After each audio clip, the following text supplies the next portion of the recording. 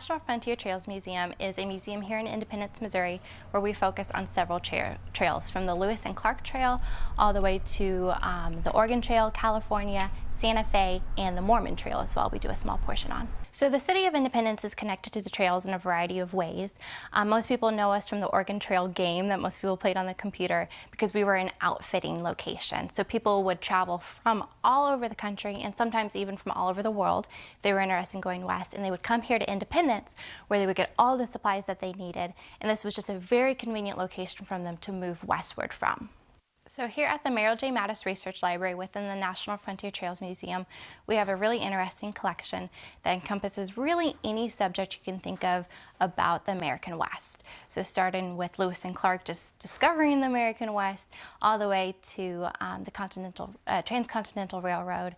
So pretty much anything you want on that, we'll have a book on it. So how did Independence become the jumping off point? We get this question a lot, and a lot of times I think it's just circumstance. There are several areas here in Missouri that became jumping off points. St. Joseph, Missouri, which we're actually very close to, was another very popular jumping off point.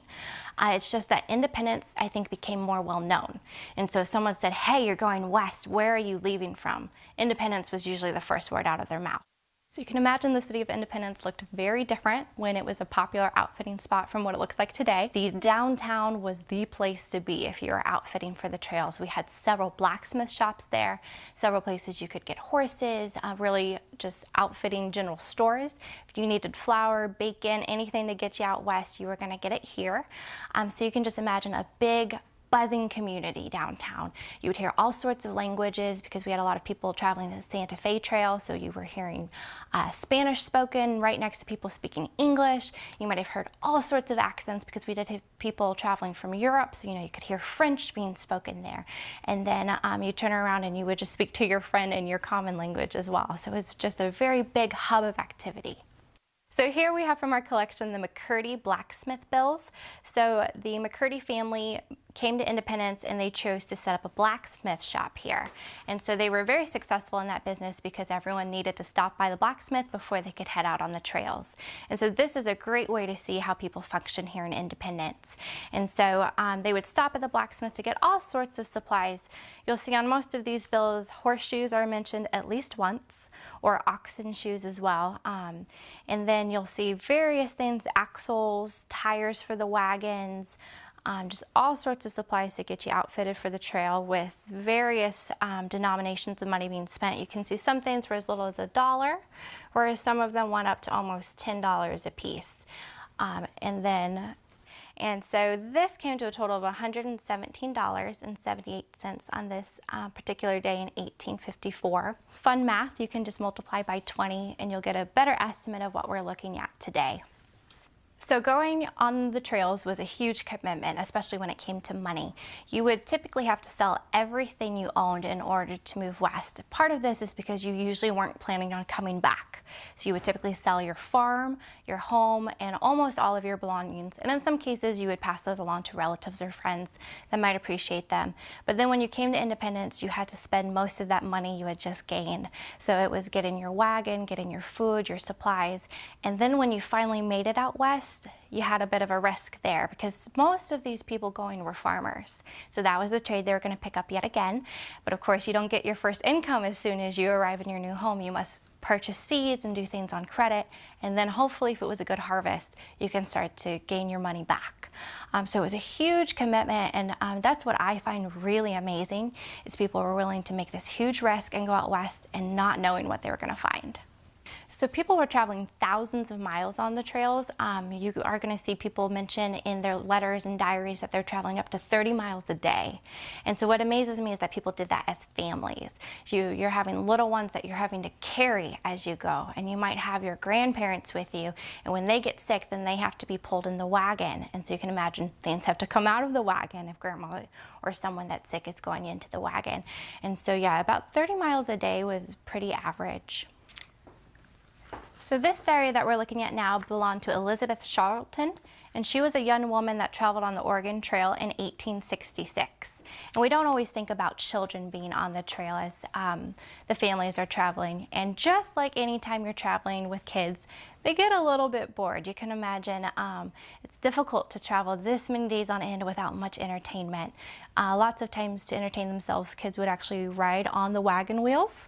They would just do a full spin on them, and that's how they entertain themselves. They would also pick up buffalo chips to use for their fires, but they would use them as frisbees and just make games as they could. But you can imagine you'd hear a lot of, "Are we there yet?" And "I'm bored," as you went through. So we are looking at a passage that she wrote on Sunday, June 24th, 1866. Camped this evening by the Big Butte, found water up on the side of the mountain. A spring came 30 miles today. Thought we would have to go 8 miles further before we found water, but was good luck. Would have it, we found some. We haven't had any water since morning. It is cool and pleasant this evening. No mosquitoes to bother us. So the challenges going on the trail, there were several. A big part of it, I think, is the hardship you faced not realizing how difficult it was going to be.